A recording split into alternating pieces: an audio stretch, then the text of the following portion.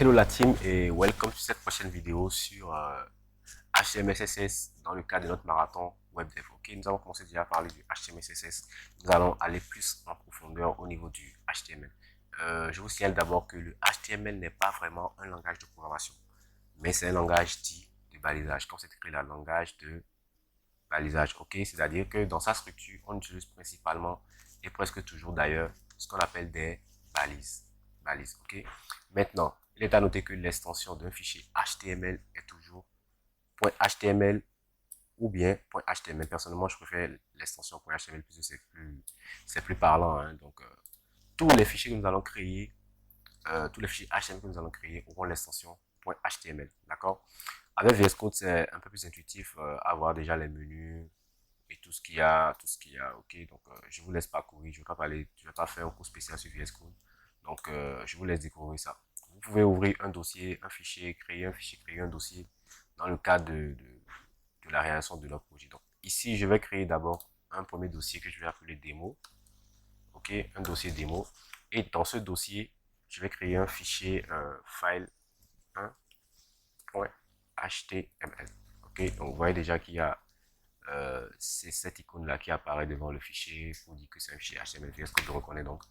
Alors, pour écrire du code HTML, en fait, il y a une syntaxe de base. Il y a un ensemble de code qui est prédéfini. C'est la syntaxe déjà qui va nous permettre de commencer avec le code HTML. D'accord?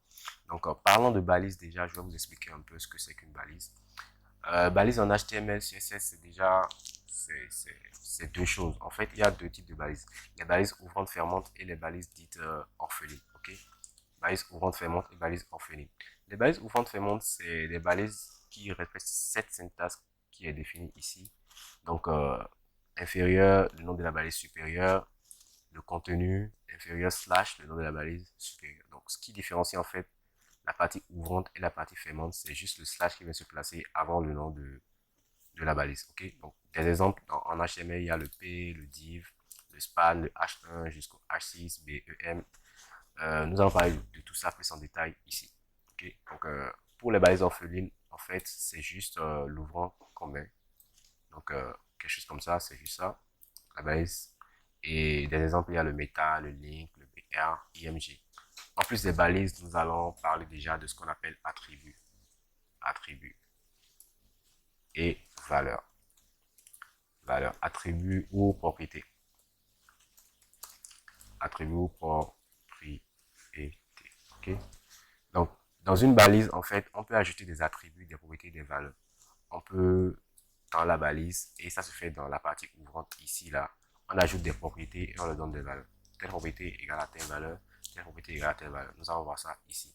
Alors, pour la syntaxe de base, si vous êtes avec VS Code, alors, c'est un peu plus intuitif, un peu plus facile. Donc, il vous suffit juste de taper le symbole point d'exclamation, ok. Donc, vous voyez ce que ça me met à côté ici, des abréviations, ok. Quand je tape point d'exclamation et que je fais entrer, ça m'écrit déjà le code de base du HTML. Alors, je vais zoomer un peu pour que vous puissiez voir. Ok, voilà. Donc, ça me met déjà un code de base. Et c'est ce code-là que nous allons utiliser dans tous nos fichiers HTML. Donc, vous voyez déjà qu'il y a une première balise ici qui est quoi? Une exclamation top type HTML. Notre balise ici, HTML, ling égale à tout ça. Donc, c'est de ça que je parlais, ling égale EN, c'est en fait ça la propriété et ça, sa valeur, ok? Donc, une autre balise ici, head, et voici sa fermeture. Vous voyez que ça respecte exactement la syntaxe des balises ouvrantes fermantes. Donc, head ouvert, head fermé. HTML ouvert, HTML fermé. Body ouvert, body fermé. Il y a le meta qui est une balise orpheline, propriété valeur, meta, propriété valeur, ainsi de suite. Et title, balise ouvrante fermante, donc ouvert, fermé. Donc c'est essentiellement ça quand on parle de balise ouvrante fermante et de balise orpheline, propriété et valeur. Donc voilà la syntaxe que ça respecte, ok. Donc ça en fait c'est le squelette de notre site web. Le HTML permet de construire le squelette, tout ce qui est test, images, de les amener et tout le contenu. Ensuite on va voir plus loin le CSS qui va nous permettre de mettre en forme un peu le site web, à savoir les couleurs, les alignements, les tailles, les polices et tout. Voilà, donc ce fichier, en fait, pour voir son résultat, il faut l'enregistrer en tant que fichier.html et ensuite l'ouvrir dans un navigateur. Donc, je copie le chemin et je le mets dans mon navigateur ici. Ok, donc je lance et voilà. Donc ça, en fait, c'est le résultat du code que nous venons d'écrire juste ici. Vous voyez que en haut ici, c'est écrit quoi? Document. Et c'est en fait ce qu'on a mis exactement dans la balise title. C'est le titre de la page. Ok, si je mets ici first page, ok, first page, sur la page ici, quand j'actualise, vous allez voir que ça se met automatiquement à jour. Vous voyez ici bien first page. Alors, nous continuons ici. À l'intérieur de la balise body, nous pouvons maintenant écrire tout ce que nous voulons écrire, des tests, utiliser des balises et tout, et tout, et tout, et tout. Alors, je vous rappelle que, comme vous le voyez ici déjà, quand on ouvre une balise, à l'intérieur d'une autre balise, il faut fermer d'abord la balise qui est à l'intérieur avant de fermer l'autre. Ça se ferme par ordre d'ouverture en fait. Donc, quand j'ouvrais d'abord et que j'ouvre ensuite Meta, il faut que Meta se ferme. Bon, c'est une balise orpheline, mais il faut que ça finisse d'abord avant que Head ne se ferme. Vous voyez, donc le HTML englobe tout. Dans le HTML, vous avez le head qui est déjà fermé et le body aussi qui se ferme avant la fermeture du HTML. Okay? Et pour des raisons de lisibilité, je vous conseille vraiment d'indenter le code. Quand on parle d'indentation, je vous écris ça ici, indentation, ok. C'est en fait une norme qui nous permet de structurer d'une certaine manière le code pour que ça soit en fait vraiment lisible par tous ceux qui prennent votre code. Et donc, il faut que la base ouvrante et la base fermante soient sur la même ligne et qu'il y ait ce trait à la façon. Okay. Donc, ouais. Body, il ne faut pas que ça soit vraiment quelque chose comme ça où body est ici, sa fermeture est là-bas et les trucs sont vraiment décalés. C'est pas vraiment lisible, quoi. Donc, on risque de se perdre souvent. Alors, ici, je vais écrire par exemple bonjour la team. Bonjour la team. Ok. Moi, j'ai mis ça en sauvegarde automatique, donc je vais vous montrer prochainement comment on peut faire ça, la sauvegarde automatique. Sinon, il va falloir à chaque fois faire CTRL S pour sauvegarder le fichier avant de l'actualiser et de voir le résultat là-bas. Alors, vous voyez qu'ici, c'est écrit quoi? Bonjour la team. Ok.